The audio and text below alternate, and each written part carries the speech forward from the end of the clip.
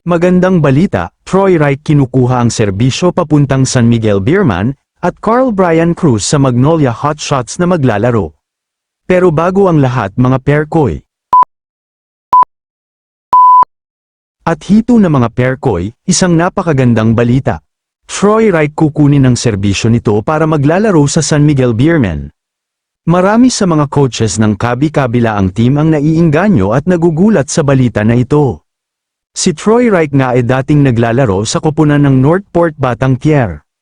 Bagamat baguhan lang sa liga ay hindi matatawaran ang kanyang ipinakita sa kanyang rookie stint ng PBA. Kung sa opensa at depensa naman ang pag-uusapan hindi rin bago sa kanya. Kaya nga niya makipagdikdikan sa mga mas malalaki pang mga player gaya nina Junmar Fajardo, si Stand at sa iba't ibang koponan na may mga malalaking mama sa loob. Sa depensa naman malinis at magaling din kaya niya makipagsabayan sa ere nung mga high flyer na mga kalaban tulad ni Aguilar. Napakalakas din at napakahusay, mas mataas ang kanyang percentage rate pagdating naman sa 3-point shootout. Kaya nga naman kung makukuha nga ito ng San Miguel Beerman, ay magkakaroon na ng matindi din na kahalili si Fajardo sa tuwing nangangailangan ng pahinga. Kung tutuusin sobra-sobra nga ang menote ni Abay tuwing naglalaro siya lalo na kapag nasa crucial game sila.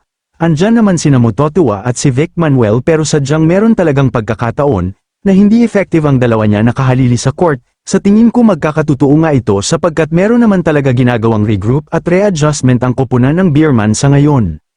Kung makuha nga nila ang player na ito, sadyang magdudulot nga ng malaking pagbabago sa team, at for sure mas lalong lumalakas, tumitibay at hindi na matitinag ng ilang taon sa mundo ng liga.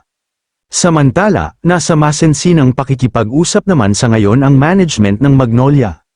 Para naman sa serbisyo ni Carl Brian Cruz, sa kasalukuyan ay nasa free agent list na ang manlalaro na ito matapos nga binitawan ng talk in text tropang Giga. Ang huling koponan kung saan siya naglalaro kung pag-uusapan naman ang kanyang laro sa ilalim ng tropang Giga. Hindi nga niya masyado na ipapakita ang kanyang lakas at galing sa kadahilanang maliit lang ang kanyang playing time. At malimit lang din na ginagamit siya ng tropang Giga. Kung nagkataon naman na makuha talaga siya ng koponan ng Magnolia. At malaki nga naman ang pag-asa sapagkat free agent nga. Sa aking palagay kung sa Hotshots nga maglaro ay tiyak na mapakinabangan nga ito. Kung tutuusin naghahanap nga din ang koponan ng Mags ng mga malalakas na mga player kagaya ni Cruz.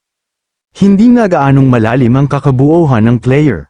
Tumatanda na ang mga malalakas na player nila gaya ni Ian Sanggalang, Rafi Rivas, Barroca Lee at iba pa. Ito nga ang team na di masyado nabibigyan ng halaga sa SMC.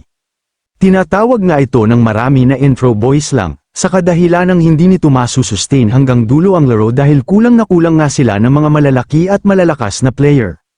Sa pagdating nga ni Cruz kung papalaran na mapasa kanila magiging dagdag mga itong lakas para sa kanila. Isang versatile player din ang mama na ito kaya nito maglalaro ng maraming position sa game, mahusay pagdating sa opensa at depensa. Hindi na nga ito madali matitinag maglalaro sa crucial game sapagkat maraming beses na nga nito maranasan nung sa Alaska Aces pa siya bago nabuwag ang team na ngayon ay Fiber Xers na. At dito na nga nagtatapos ang ating masensinang diskusyon at reaksyon patungkol sa mga nangyayari sa PBA. Maraming salamat sa panunood, at huwag kalimutan like at share.